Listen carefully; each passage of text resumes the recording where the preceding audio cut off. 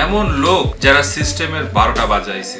এই লোক যখন রেস্টুরেন্টে যায় তখন ওয়েটার এসে তাকে জিজ্ঞেস করলো যে আপনি কি নেবেন। লোকটি উত্তর দিল যে নাথিং। তখন ওয়েটারটি প্লেটের মধ্যে নাথিং লিখে তার সামনে নিয়ে আসে আর 2200 টাকা বিলটাও নিয়ে আসে। নেক্সট একটি বাচ্চার মা তাকে বলল, খবরদার ঘর থেকে কিন্তু পা বাইরে রাখবা না, নাইলে তোমার অবস্থা খুব খারাপ হবে। তো এই বেচারা বাচ্চাটি ঘর থেকে বের হয়েছে ঠিকই, কিন্তু পা গুলো ঠিকই ঘরের মধ্যে রাখছে। এখানে এক পার্সেল ডেলিভারি ম্যানকে এক ব্যক্তি বলে জানায় যে আমার অর্ডারটা অবশ্যই ডোর ম্যাটের নিচে রেখে দিবেন। তো ডেলিভারি বয় ঠিক তেমনটাই করে।